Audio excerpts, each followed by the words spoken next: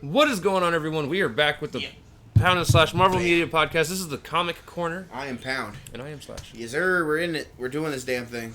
We're going to be covering 6, anywhere ranging between mediocre to fantastic comics. We don't know. I don't remember. I read these 2 weeks ago. At least your eyes were...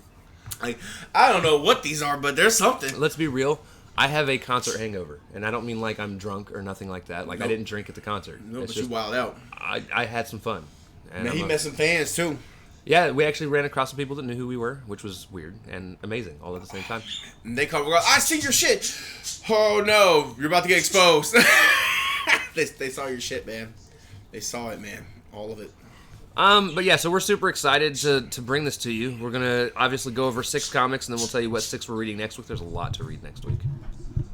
6 comics with a total of 2, 4, 6, 8, 9, 10 stories. It's a lot of reading. Wow, we went from 6 to 10. Goddamn. All right. No, it's 6 comics, but it's 10 stories. Wow. Shit. So and one of them's going to be a long story because it's an annual. Lovely. Anyways. I'll tell you about that one, right? That's a spiral, isn't it? All right, so with that being said, we're going to go ahead and jump into this so that we're not wasting any more of your time than you're already wasting listening to us. All right. Yeah. They love us. First up is Fantastic Four number 29. This is called It Started on Yancey Street. This was published August 10th, 1964, written by Stan Lee, penciled by Jack Kirby, inked by Schickstone. Schickstone? I still don't know how to pronounce his name. Right, what? So we start off with the Fantastic Four walking down Yancey Street, and then they started getting bullied by the locals, but they know they are too powerful to do anything about it. Yeah, when you're a superhero of their caliber, you can't just beat up on local street gangs. Doesn't look good on you. It's so much fun though. Just like, hey, you want to be? Yes. Right. They head home, are followed by a drone. Yep. Reed tries to see if there's a clue in all the villain photos as to why the Yancey Street gang hate them, but he can't find anything. Thing sees a picture of the Puppet Master and tells the others he's planning on breaking up with Alicia because she's too good for him. He thinks that she's too good for him, like she could do better. Yeah. Alicia shows up and actually breaks up with the Thing instead. Spoiler alert. She feels he's too good for her. Right. They talk, make up, because he's like, no, I'd love you too much, blah, blah, blah, blah, blah. And then she's like, me too, blah, blah, blah, blah, blah. And then he laid that stone on her. And then he gave her the Thing. He almost killed her with the...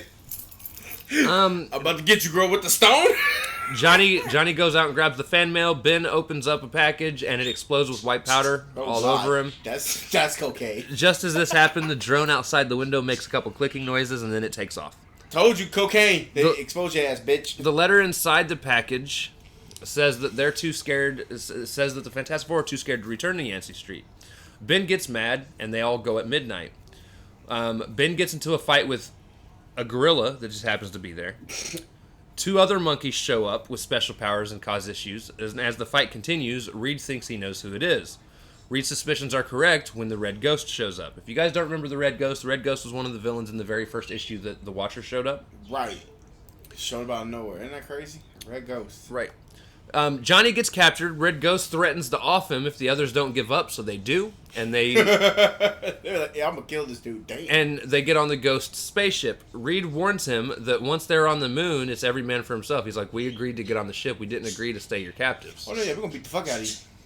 As soon as they land, battle breaks out inside of the ship. Red Ghost and his monkeys escape through trapdoors, and the room that they were in gets ejected out and crashes into the moon, falling apart. Damn. Sue puts a force field puts on a force field around them all, and obviously they've got the limited air that they had before she did that. And I forgot. Okay, there we are. She puts a force field around them, and then Reed looks for an old building it was the Watcher's house from the issue before. He finds it, and Ben starts digging through the ground for them to get there. At the last second, they punch themselves into what is the Watcher's home. A hologram of the Watcher shows up and says that they are welcome, but they are not to touch shit. Watcher ends up dipping. Meanwhile, Red Ghost is about to radio to Russia, letting them know that he had taken out the Fantastic Four, when his ship is magnetically drawn back down to the moon's surface. As they leave the ship, the Fantastic Four attack a very confused Red Ghost. He has no clue how they're still alive. As the battle continues, it seems to go back and forth in terms of who's winning. Red Ghost runs into the Watcher's home and runs into Reed. As Torch disperses the other monkeys outside, Sue runs inside and pushes Red Ghost into a machine that sends him floating into a vortex, driving him insane. The monkeys dip with the ship, which leave the Fantastic Four there. At that point, the Watcher shows up. Basically says, you guys touched my shit. I'm kicking you out of the home. Yeah. He's like, but I'm going to do it in the best way that I know how. I'm just going to transport you back to Earth. See? He blinks. They're back on Earth. Right. End of story. See? Hey. He's not a bad guy. Hey. This is, so far, the most unnecessary fucking Fantastic Four story so far. And damn, this is... Wow. We had something we disagreed upon, but this was bad. It was boring. Red Ghost with his group of super monkeys is just a dumb villain. He's so boring. What do you give it, man? I gave it a 2. I gave it a 1. I didn't care for it. Like there was nothing there. We didn't get no Reed about to have a fucking beat the fuck up moment. No. I was so excited going into that comic because I was like, it's Fantastic Four. These have been great. And then I read it and I'm like, yeah, this is the first really bad one. Damn. Huh. All right then, let's keep going because that was bad. All right. See, you gotta handle it. Okay. Spider-Man number 15. This issue is called Kraven the Hunter. Yep. This was published August 10th, 1964, written by Stan Lee, penciled and inked by Steve Ditko. Mr. Ditko. We start off with Spidey capturing a group planning to rob a bank. Right. However, one of them gets away, and it turns out it's Chameleon. Back at his apartment, we get a quick recap of what happened last time Chameleon fought Spidey. He lost. Chameleon decides to phone in Kraven, and the Daily Bugle shows up to the docks to greet, interview, and get pics of Kraven, who has shown up. As Kraven comes off the ship from Africa, some animals get loose. Peter goes to change into Spider-Man real quick, but Kraven ends up rounding them up before he can really help. So Spidey changes back into Peter Parker, and JJ gets upset because Spidey didn't get any pictures of what happened. Or Peter, not Spidey. Betty is mad that Liz is on the docks flirting with Peter. Kraven reveals that he's there to hunt Spider-Man, and Peter starts to get worried. Later, Kraven and Chameleon end up meeting up. Chameleon tells him that Spider-Man is no ordinary beast. Later, Spider-Man goes out to get pics for JJ and ends up breaking up a robbery that is taking place. Kraven watches from a distance, which the robbery is planned by them for Spider-Man to break up because Kraven wants to see how Spider-Man fights and get an idea of who he is. Right. As Spidey starts to depart, he actually runs into Kraven, and they begin to fight. Kraven stuns Spidey's shoulder, but Spider-Man still is able to keep up with the fight. Right. Kraven uses one of his potions on Spidey that causes Spider-Man to get dizzy, and then Spider-Man flees and goes home to get some rest. And Kraven is excited about how much stronger Spider-Man is than he thought he was. Right. He's up for the challenge. Right, he said, I'll take it. As Kraven and Chameleon plan their next attack, Peter wakes up and is told by Aunt May that she arranged a blind date with the Watsons' neighbor's niece. Right. Which that's interesting. First of all, Dad, she said, hey, I got this date for you. It's for you. Right. Peter then goes to the Bugle, talks to Betty. She's still not happy. Oh, she's not. She's a spiteful lady. And JJ ends up having a meeting with Kraven and wants Peter to get pics of Spidey and Kraven fighting. So later at school, Peter is dropping all kinds of shit because he still has the shakes from the potion that Kraven had used. It never wore it off. Yeah. Peter reads the paper and it seems Kraven has vowed to defeat Spider-Man. Peter decides he's going to put his spider tracer on Kraven, and as Spider-Man, he's still not able to do web slinging because of the shakes that he's got. So he, decides just to jump from roof to roof. Right. Spider-Man eventually finds Kraven, and as he follows him, another Kraven starts to follow him. Right. Because apparently Spider-Man is actually following the Chameleon. Right. Spidey gets trapped in a net, but quickly finds the weak point and gets out. He gets distracted by drums that Kraven is beating on. Kraven puts giant iron cuffs, one on the arm, one on the leg, that are magnetic to each other. onto Spidey. So Spidey starts to run away. As Spider-Man flees, he pours web fluid into the shackles in order to silence the bell that is also in him. So it had a bell that is letting Kraven know where he's at. Right, where he's at. And they're magnetically drawn to each other. So he finds a way to basically get out of all that. Which that's interesting. He used the web fluid to... I like that. That's a good way. To stick the bells in place. Stick the bells in place. That's an interesting little concept to it. Okay, cool. Spidey finds Chameleon in the bushes and unmasks him. He then throws the Kraven mask at Kraven's feet, and Kraven then runs to hide to make a new plan. Spidey chases him around the park until Kraven tries to get the jump on him. Spidey avoids his attacks, so Kraven tries to flee and eventually runs into a large web that Spidey has set up in the park. Spidey then leaves them both to be arrested after he uses Kraven's key to get the shackles off. Later, Betty apologizes for being a jerk and asks Peter out for a date. Hey. Pete has to decline because he already knew that Aunt May had set him up on a blind date. She gets mad. Again. When Peter gets home, which she didn't get mad because he had another date. She didn't know he had another date. She had another date, but I'm saying... She got mad. He was like, nah, bitch. Right. Bro, she'd have got mad throughout this whole goddamn issue. She's so mad. I'm mad again. Damn, that's 3 mads, man. Can you be happy? Right. Damn. When Peter gets home, he gets told by Aunt May that the Watson girl had to cancel because she had a headache. So then he tries to call Liz. Nope. Oh no, he tries to call Betty. He tries to call Betty. And Betty tells him to fuck off. Yep. So then he calls Liz, who is currently out dancing with Flash, and at that point he's like, oh, she talks about how much she likes me, and then when I do try to go out to do something with her, she's all out with Flash. I'm sorry, Spidey. Spidey! So then he decides to go to the docks to get some fresh air and watches as Kraven and Chameleon get deported. Right, that's it. And that's the end of it. I gave it a 3 out of 5. Yeah, this is better than the Fantastic Four. I gave it a 3. Here's the thing. I have always, and always will find, Kraven as a character to be very boring.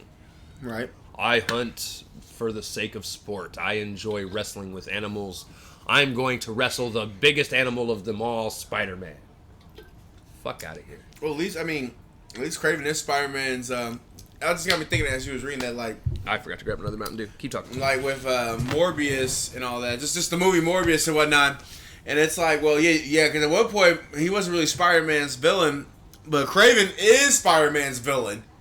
Like, that's the shit I was really, I was just thinking about as you was talking about this, because I was like, so Kraven has always been Spider-Man's villain. So what the hell? So I was like, I'm into it, but it's like a side thought of mine, like, Sony, why are you making this movie? He's always been a Spider-Man villain. Right. That's like 50 years ago. No, like I said, but that's Kraven's just a boring character to me. And I loved the way the Ultimate Spider-Man series did Kraven. Kraven was a joke in the Ultimate Spider-Man series. No shit. He would portray to be this big tough guy, and Spider-Man beat the fuck out of him. Damn, that poor soul. He turned out to be more of an actor than an actual person. Hunter. An actual hunter. That's so sad. And I loved that because I've always thought the same thing. Like, Kraven's a bitch. I don't know why they've made him this tough villain. Right. Well, they made him, like, cool in the animated series. And that's pretty much... Those are the episodes of the Spider-Man animated series I didn't even like. Oh. I think that's where my distaste for Kraven has come from.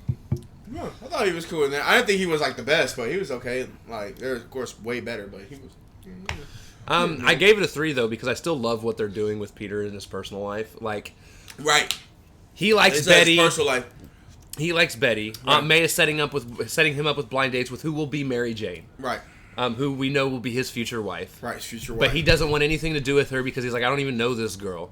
And that's cool. He's like, hey, I just blind. And then eventually he's like, what the freak, Aunt May? Like, and I got 2 girls here. And then he's got Liz, who's starting to like him now, who he's always probably thought was cute. Right. And now all of a sudden, all 3 of them, for whatever reason, right? Like Mary Jane cancels because of a headache. Fucking Liz cancels because she's not even there to cancel. She's just out with fucking Flash, so she can't really decide what she wants in life. But then again, Peter's also brushed her off every single time, so she's probably like, I just want to go out and have a good time. I just want to have a good time. So she goes out with Flash. And then you just pissed off Betty. Betty is the most hormonal of the entire group. If that's like, that's a final option. That's a real final option. Like, oh, bro, you can't pick her. You can't pick her, dog. Like, you gotta pick somebody else, dude. Pick somebody else. All right. You try to hang up. Like, dang. Hey, she hung up, bro. The next issue is Daredevil number 3. Yep. This is called The Owl, Ominous Overlord of Crime. This was published August 10th, 1964, written by Stan Lee, penciled by Joe Orlando, and inked by Vince Colletta. That's somebody new. No, those two were in the last Daredevil. Oh, okay. A mysterious man walks into an office building on Wall Street. As he ominously walks through, Daredevil sits on a nearby roof, awaiting someone to need him. The ominous man is the Owl, who meets with his accountant, who he has framed to take the fall for tax fraud. The man, George Gray, leaves the office after being told by the Owl that he was basically set up, walks in front of a speeding car, and Daredevil shows up to investigate the death. The Owl is picked up and charged with fraud, per new evidence that has been found, and Matt Murdock returns to the office in time to tell Foggy he'll take the case and represent Owl.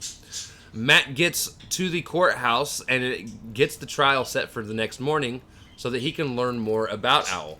Owl does not show up for the trial, though, and he's called for arrest, and later Foggy is taking Karen bowling and Matt has to decline the invite. And Karen, to herself, is pitying Matt for being blind. She's like, I still think he should get the surgery, and she doesn't know that Matt's able to see more than what she realizes. Right. I gotta give it to Karen. At least she is speaking sir, even though Matt's like, I'm a god in this. Right. He's like, I'm a god, I can do all kind of shit, woman. So Matt ends up making this new neck pack to attach to his suit in order for him to carry his street clothes around with him while he's Daredevil. That's interesting. He then goes out and searches the town for Owl, but can't find him. Currently, Owl is in his Eyrie, which is across the Hudson, and meets up with 2 other goons. Owl tests their abilities. Sad Sam is the best shooter in the city. Ape is right. Ape is the strongest in the city, and they prove their worth through tests, and Owl hires them. Right. As one final test, Owl drops both of them out a trap door and then saves them, and they agree to never betray him because he could have just let him die. That's a good concept. Right? Wow. They head back to the city because Owl plans to hire Matt as a go-between. Right. At the office, Matt smells the Owl in the next room and tells Foggy and Karen to bounce. And so then he changes into Daredevil. Right. Daredevil walks out along the outside ledge of the building and then jumps through the window and is then attacked by the 2 goons. As one of the goons go to shoot him, he actually bats the bullet out of midair. Which that was interesting. With his billy club. With his billy club. He's got that type of vision. He can see the bullets literally coming toward him. That's awesome Neo shit. Karen walks in because she forgot her purse, and she's quickly captured by Owl. Of course. Daredevil then surrenders, and they both get tied up. Back at the Eyrie, Daredevil and Karen are in separate cages. Owl tells his goons to leave to go tell the underworld bosses that he's captured Daredevil, and they now work for him. And they leave. Daredevil flexes, and his billy club separates and snaps, and he's able to snap the cords that binded him. Hey, that's a flex, bro. Hey, I like that. He pulls a pin out of the billy club and picks the lock of his cage. Daredevil then puts everything away, swings over and jumps up onto Karen's cage, bends the bars to let her get out. And they go to the garage, and Karen takes a car out to go to the police. As this happens, Daredevil is jumped by the Owl from behind. As Daredevil chases him, Owl springs a trap door, sending Daredevil into the river. As Owl tries to escape the police on his speedboat, Daredevil jams the motors from the river, causing the boat to tip over, but Daredevil cannot find the Owl anywhere in the water. Of course. Matt returns to the crime scene as himself, and all the goons that returned to meet up with them all get arrested. Owl is missing, and Matt seems to remind Karen of Daredevil for some reason. She sees Matt and thinks of the Daredevil. I wonder why. So many thoughts. I hope you put that together compared to Blake's girl. Because Blake's girl, like, I like Thor. I'm like, bitch, you can't. Never mind. Right. I gave this one a 3 out of 5. Yeah, 3 out of 5. It's okay. It has some moments. It's so far the worst Daredevil comic, but it's not bad. It's not bad compared to like this whole week of whatever the hell that first issue was. Like, yeah, it's okay. And now for what, if I remember correctly, is my issue of the week. No. The issue isn't good. Issue. Oh, they like said the issue. The They said issue of the week. The way you said, oh no. I said, I thought the only Fantastic Four was the worst one. Daredevil number 4. Yep. Killgrave, the Unbelievable Purple Man, is what it's called. This was published October 10th, 1964, written by Stan Lee, penciled by Joe Orlando, inked by Vince Colletta. Now, the reason I was so excited going into this is, if at any point you have watched the Netflix shows, Jessica Jones. You know who Killgrave is. You know what his powers are. You know what he's capable of. This is the first time he shows up in the comics. Now, something That's interesting. I did not know because, again, I didn't go through reading Daredevil comics. As a matter of fact, I haven't read comics from any of, up until now, any of the Netflix show's characters. I did not know Killgrave was originally Daredevil's villain. Right. Wow, that's crazy. No, that's wild. And it's just that title alone. It's like, because if you have paid attention, like, wait, that's a Killgrave? Hold up. And what's cool is Killgrave actually does a couple things in this issue that he did in the Jessica Jones show. And that's why I said that. And I was like, okay. That's some lit shit. All right, so That's cool. we see Killgrave, who is right actually all purple. That's why he was known as the Purple Man. Right. Which, that is so interesting. All purple. I mean, In the show, he just wore the purple suit. He wore the purple suit, but here he is actually purple. For the comics, you can make the color of anything, so he said make them all purple. Fuck it. We see Killgrave walk in and ask for money to be placed into his briefcase, and the teller does so without hesitation. I got you on big bill or small bill. A little while after he leaves, the teller finally realizes what he's done, calls the police. The police catch up to Killgrave and arrest him, and he goes to court. He denies needing a lawyer, because he's but the court calls Matt anyways, and he takes the case and heads down to the jail where Killgrave is being held. Killgrave tells Matt that he doesn't need a lawyer, and has the guard let him out. He then talks Karen, who is currently there with Matt, into being his secretary. She agrees, and then he tells Matt to stay where he's at, and he's just going to leave. Matt is able to not follow Killgrave's orders. Right. And then changes into Daredevil to catch up with him. Well, he can't see you. Right.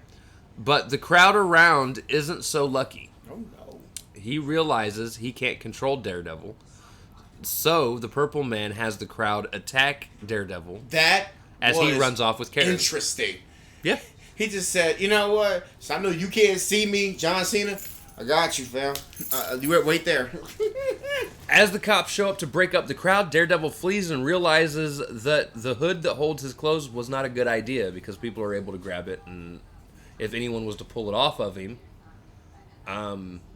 they would have his identity probably in a wallet or something in his pants. So he decides he's going to ditch the hood, which I like the hood, but I mean, it was a cool little add-on. After looking a while through the city, Daredevil is unable to find Killgrave and returns to being Matt Murdock. Matt goes and tells Foggy of what happened as far as Karen leaving with Killgrave, and Foggy gets pissed, kind of even at Matt. He's like, you should have never taken her. You should never take her. Right. I think it says like that. You should never take her to that area. And this was one of those moments where Matt realized how much Foggy actually cares for Karen Page. Right. Meanwhile, Purple Man goes to a nearby gym, talks with some people inside. Killgrave tells them they're all going to be his bodyguards. And they're like, yep. And they follow him towards the Ritz Plaza Hotel. Killgrave has the front desk evict the top floor, and he now plans to take out Daredevil. Meanwhile, Daredevil is planning to get Killgrave caught up by recording a conversation with him where he admits his guilt. Daredevil hears over the radio broadcast that Killgrave is at the Ritz, so he's on the way. Daredevil arrives, and Killgrave tells all the men to attack him at once. Oh, yeah. Using his billy club, he takes some people out and then boomerangs guns out of other people's hands. Right, yeah, guns. After Daredevil takes all the gym goons out, he chases after Killgrave up to the roof. Daredevil has to surrender, though, when Killgrave almost makes Karen jump from the roof, which is very reminiscent of the scene from Jessica Jones, where he almost makes her jump off the roof. Killgrave is doing what Killgrave was doing. That power, hey, can you do this? Got you. With no questions asked. Damn. Right. At this point, Daredevil has to surrender. Well, Daredevil surrenders, and Killgrave says, since I'm going to kill you, I'm going to go ahead and tell you how this all happened. He was a spy and got caught. During the firefight, a beaker around him is shot, and it poured onto him, and it poured out this purple liquid onto him. He managed to talk himself out of trouble, and over time, he realized he is now able to control people just by telling them what they need to do. Daredevil tells him he recorded the entire conversation, threw the billy club and knocked the gun out of his hand, grabbed Karen and jumped from the roof. Right. Daredevil lands on a scaffold and gets down to the ground. Killgrave runs down and commands the crowd to go after Daredevil. Right. Daredevil quickly wraps Killgrave in plastic and his power doesn't work if the pheromones can't reach the people. Wow. So covering him in plastic keeps him from being able to get people to follow him. The police come through, they arrest him. Matt meets up with Foggy and Karen back at the office, and now Matt knows that he's unable to tell Karen how he actually feels about her because Foggy already loves her, and he's a good friend. Right. And he takes off. That was interesting. I gave it a 5 out of 5. 5 out of 5? Me too. Saying. That was just right to the point. The Killgrave. I mean, right off the bat. It's like Impossible Man. Right off the bat. You see what he does. The hell was that? I don't know. Oh, shit. I didn't do that for her either. What was it? I was supposed to empty out the lint trap and restart the dryer. Keep talking. All right. Yeah, like I said, the first thing we read, Killgrave does this. I said, oh, okay. So Killgrave literally just said, I'm going to the bank. I need some money. Like, okay. Like, I always find that like an interesting power. Forget super strength or anything. I have the power to tell you to do something. You're going to do it. Like, that is so. Like, that power is so OP. Like, I like how gangster he is. He's like, hey, yo, I don't need a lawyer. Like, I'm gonna be free anyway. I don't need a lawyer. I don't need no police. I don't need nobody talking to me. I'm gonna be free anyway. So I'm gonna get up out of here. I said, dang, freaking ruthless, man. Like, I always thought that was an interesting little power that I would like to do. So here's the thing. When I was first told about what Killgrave, before I watched Jessica Jones, my buddy had watched it already. Right. I was late to the Netflix shows as a whole. Right. I wasn't super interested in any of the characters, and because I'd never read the comics based off of them. Right. I remember watching the first season of Daredevil when it came out, and I remember being super disappointed because he didn't even get the costume till the end of the season. Yeah, you told me that. Yeah, and I was like, and I remember being like, "Bruh, you're Daredevil. Where's the goddamn costume?" It was a letdown. And I was like, "Well, I mean, I he'll get to it. Which we knew he was gonna get to it, but it took always like to the end when he finally donned the costume." Right. So that was something that always bothered me, and I took a while before I started watching any of the other shows because I was just like, eh. Right. My buddy Joe had told me, he was like, yo, the villain in Jessica Jones is actually really cool. Right. You should check it out. And he told me what this villain was able to do, and I was like, that is a dumb power. Right. I was like, it just sounds like, how do you turn that into something that's good? Like, you just walk around telling people what to do and they do it. Just like that. Just like that. I was like, that's so, But then I watched it, and I was like, they did this so fucking well. Right. And everybody to go attack Jessica Jones. Boom. Gone. And I loved it. I ended up, like, Jessica Jones, I actually thought, at least for its, well, even now, I still think the first season of Jessica Jones is better than the first season of Daredevil. But I definitely think Daredevil kills it as a series. Right. Like, overall. Right. Which I haven't seen this season 2 of Jessica Jones, so I don't know what happens there. Or 3, for that. I think there were 3, weren't there? Or was there just 2? It might just be 2. As a matter of fact, I think so. I watched everybody's first season. I watched the Defenders. Mm-hmm. I did watch Daredevil season 2, which actually came out before Defenders. Right. And I think Defenders was where I stopped watching. Right, because I didn't watch anything else that had come out after that. Right. But then you read the comics, and they wrote it so well in the comics. Like, you're almost intrigued from the very beginning. Like you said, he walks in and he's like, "Hey, right. I want you to put money in this bag," and the guy just does it and hands it to him. He's like, "Have a good day." And then even realize what he did. Can you imagine leaving and it's like, why is the bank empty for? Well, like, why is your thing empty? It's like, bro, you just gave him probably so much money. Right. And then how gangster he is. I don't need a lawyer. I don't need nobody. You right there. You're my secretary. Damn. It sounds stupid on paper. It's like we first heard about Ant-Man. It sounds stupid on paper, but now think about it now. Damn, that's pretty badass that he can actually do that. Actually, that's a badass power to be like. You can command anybody to stop doing it just by just looking. Right. The reason why you can't get Daredevil because Daredevil is blind as fuck. All right, the next issue, Spider-Man number 16, Duel with the Daredevil. Right. Written September 10th, 1964. Published September 10th, 1964. Written by Stan Lee, penciled and inked by Steve Ditko. Because ain't nobody touching Ditko's Spider-Man. Right. Until Ditko stops doing Spider-Man. Exactly. So, Peter goes looking for crime to stop because Aunt May is nagging him about going on a date with Mary Jane. Hey. He ends up finding some robbers who are about to kill Matt Murdock. Right. Kill. Right. Because Matt Murdock might have heard their voice. Right. It's like, oh, he's blind, but he still heard us. We should take care of him. Right. Spidey ends up taking them all out. Matt Murdock could have did it by himself. Right. Matt thanks him, and Matt wanders off. Oh, yeah. Turns into Daredevil. Right. And gets back to his office. At which point, he turns back into himself, and then he goes inside. Right.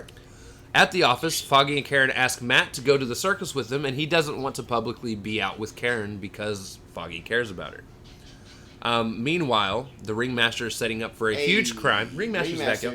This is the first comic I ever read with the Ringmaster in it. Ringmaster. Yeah, this is like, what, the second... This is the second time Ringmaster showed up. Second time, because I'm thinking the Wizard, but yeah, Ringmaster's second time. Because if y'all know, he's a Fantastic Four's villain. Right. So he came out of nowhere.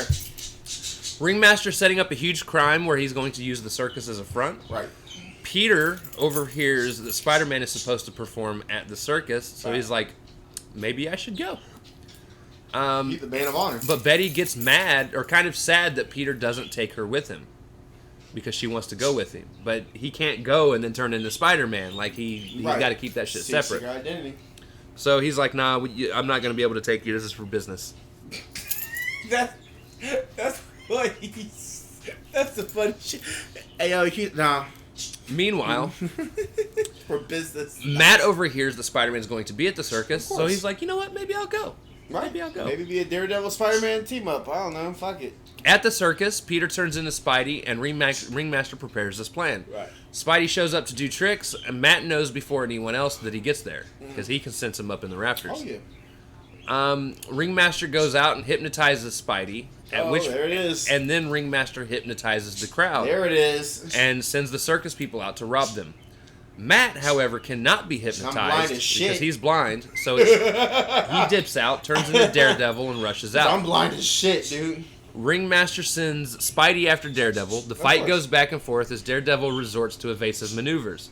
Because Daredevil still cannot physically keep up with Spider-Man. No, he's too fast. Spider-Man is Spider-Man. Right. Daredevil happens to get around Spidey, though, and knocks the Ringmaster's hat off his head, then uses it to pull Spidey from his trance. Spidey thanks him, and then Ringmaster sends all the goons after them. Daredevil and Spidey begin to beat all of the goons' asses. Daredevil sees Spider-Man has this under control, so he goes back to his seat as Matt Murdock. Spider-Man just continues basically to whoop all of their asses while making fun of them in the process. That's Spider-Man for you. As Spider-Man does. Quick jokes and still whoop your ass. Keep going. The Human Bullet tries to knock him off of a high wire, but Spidey grabs him and rides him back down to the goons as he knocks them all out. Ringmaster gets his hat back and heads over towards Spidey. Spidey closes his eyes and then takes Ringmaster's hat. Yep. Webs up all of the goons as well as the Ringmaster. He then pulls everyone out of their trance. As the cops arrest Ringmaster, Matt gives him his card as a joke. Right. He's like, here, I could represent you. And Ringmaster's like, get the fuck away from me. And everyone goes home. And that's the end of it. Now, I've read this story before. Yeah, you said it right before. Again, I own the first two omnibi? I think it's Omnibus. I own the first two Spider-Man omnibi. Right. And this is one of the stories in it. So, like I said, I have read this before. At the time, I was confused on who Ringmaster even was. Right. Because I didn't know who Ringmaster was. Right. But I did think it was cool back then that Daredevil and Spider-Man basically got to team up by the end of it and beat the hell out of some people. I was like, this is cool. Even then he have his moment. He said, hey, you got this, Spidey. I'm going back to my seat then. And even then, at the time, I thought Daredevil's costume was goofy, which I still think it's goofy. Oh, yes. It's like an orange-yellow thing, yeah. Or yellow-red thing? Yeah, it's yellow and black. Yellow and black, right. But now reading it, I have more appreciation for it after reading the first few Daredevils. I've read all of the Spider-Man stuff up to a certain point. And I ended up enjoying it. I gave it 4 out of 5. 4 out of 5. I thought it was fun. Team up and, simple villain.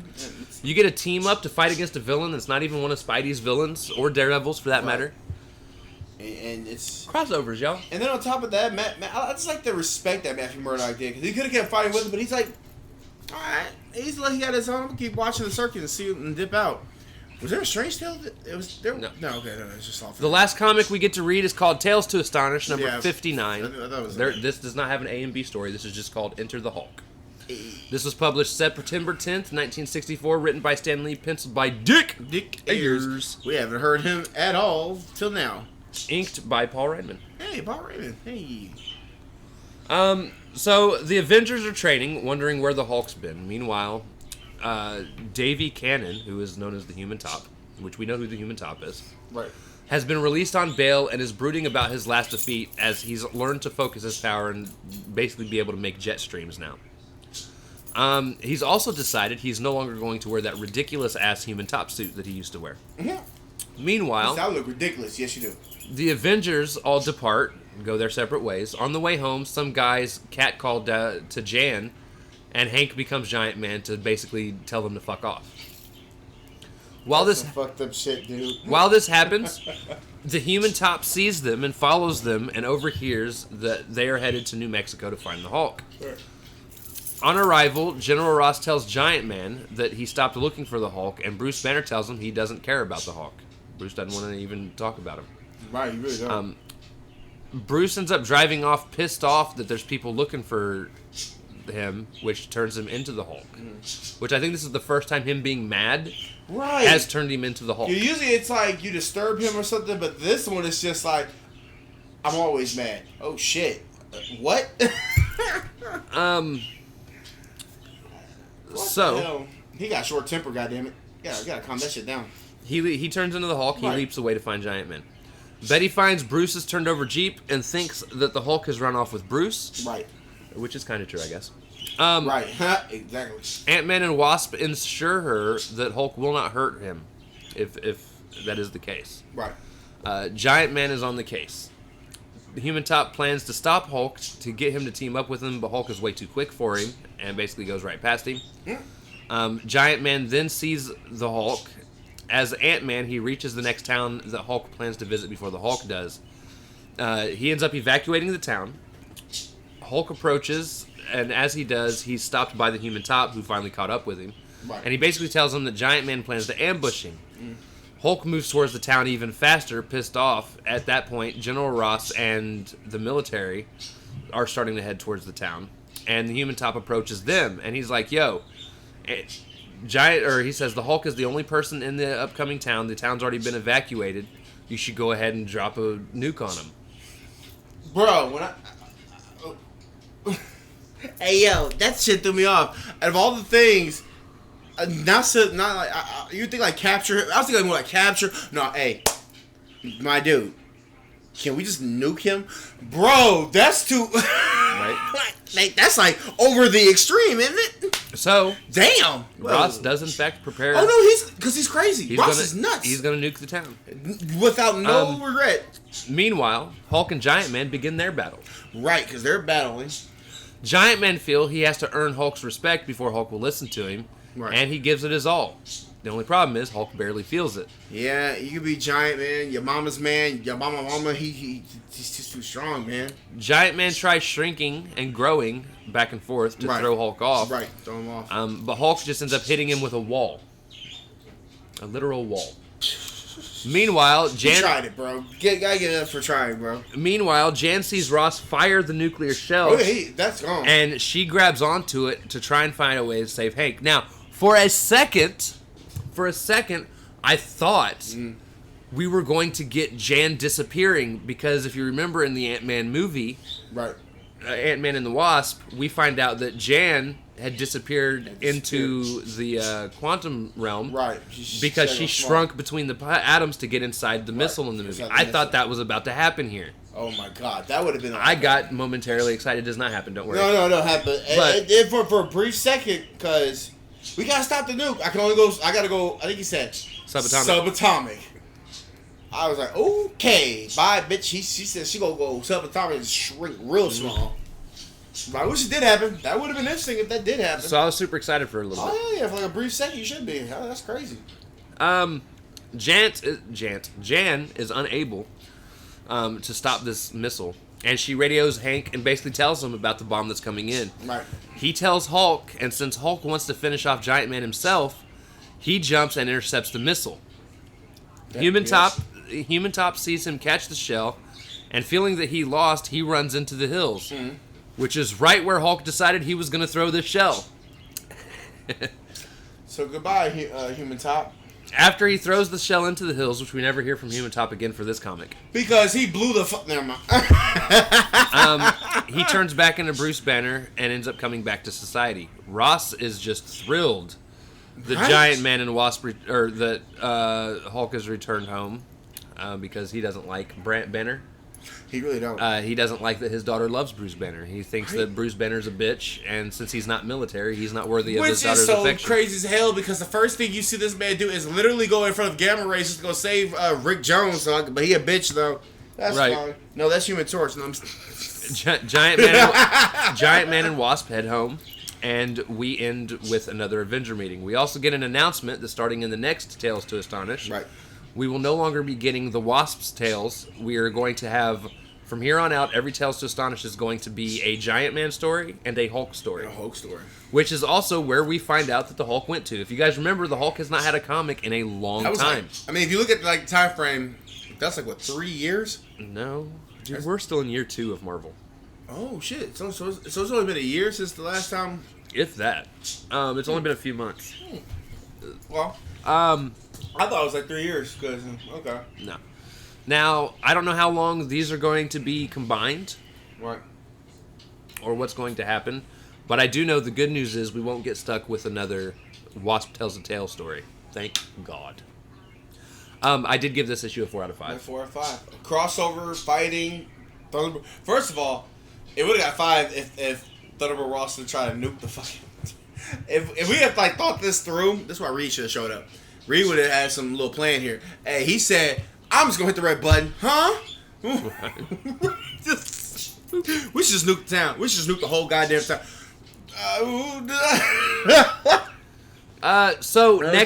Next week's comics, we're going to be reading Journey into Mystery number 108. This is going to be Thor and Strange versus Loki. Yep, so Thor and Strange coming out. And Thor is getting his own Asgardian story. Which, that's cool. Been a long time, finally. We're going to get Tales of Suspense number 57, both A and B. That is going to be Iron Man versus Widow and Hawkeye. So Hawkeye's making his first appearance. Right. And we're going to get another Watcher story. Tales of Suspense number 58, A and B, which is going to be Iron Man versus Captain America, which is actually going to also involve Chameleon. Right. Chameleon makes a guest star appearance again. And then another Watcher story. We're getting the Watch story. Damn, that's a 1 out of 5. Fuck. Right. Then we are getting another the first ever Amazing Spider-Man annual number 1, which is where we're going to see the first introduction of the Sinister Six as a group to take on Spider-Man. We are going to get X-Men number 7, which is going to be Magneto recruiting Blob into the Brotherhood of Mutants. Right, because he was hypnotized and sent off back to the circus. If you remember, Blob doesn't even remember he's a mutant. Right. And in the next issue, we're gonna kill the ring, or the ring, where the fuck that thing is in the Brotherhood. No, I'm just kidding. And then Journey into Mystery number 109, both stories A and B, we're going to get Thor versus Magneto, which is an interesting battle. Yeah. And then we're also once again going to be getting a Thor Asgardian story. I like Boulder, so it ain't too bad. Actually, it ain't too bad, though. So. It's an okay lineup. Some of the matchups that intrigue me, Thor and Strange versus Loki will be fun, because both Thor and Strange have fought Loki individually. Right, and then I like the Hawkeye introduction. I do like that one. I like Hawkeye coming in. Iron Man versus Captain America, because of Chameleon, it seems kind of meh, but hopefully it'll be interesting. Right. Why are you fighting me, Cap? Obviously, the Sinister Six is the Sinister Six. I've read this story before, too. Right, the annual. Right. So I'm here for that. Magneto recruiting Blob is both interesting and not interesting. It's interesting because, we know Blob is a part of the Brotherhood, so it'll be interesting to see how that happens. But at the same time, I would rather see Magneto fight the X-Men than... Right, just fight X-Men. But, it's story building. I said, these characters were getting hot, so it's we're going to have them fight everybody. And then the one that interests me the most is Thor versus Magneto, because... I'm curious on if Magneto will be able to control the hammer because it's made of metal. As long as he's not trying to hold it, I could see him still being able to lift it using the magnetic waves. Damn. Because if you're... I really never thought of it like that. I'm like, well, wouldn't he have to be worthy? I was going to say, like, he can't really use it or, can't, like, throw it back at him because he's not worthy. It's like magic. As long as he never touches it. As long as he's never touched it. And the only reason I think of it like that is if you remember in the last Thor comic when he was fighting against the Viper dude, what the fuck, the Cobra. And Mr. Hyde. They were able to pick up the hammer with a machine. As long as they weren't the ones actually trying to pick it up themselves, they picked up the hammer and swallowed it into the machine. That's crazy. And I keep going back to MCU where nobody couldn't move the hammer at all, but that's MCU's hammer. But that's interesting though. As long as you're not touching it, you can actually wield it. So I can see Magneto kind of. I mean, they're probably obviously looking at Thor, but I can see Magneto being a challenge against Thor. So it'll be interesting. Can't wait to read that. That's gonna be fun. All right, so that is going to end it, guys. Yes, sir. Been a fun-ish. We did it. We made it through a kind of 1, 2, 3 okay week. Yeah, we made it through an okay week, Cal. So with that being said, we're out of here. We love y'all. Thanks to everybody that supports us. All like 7 of you. Even this cat right there.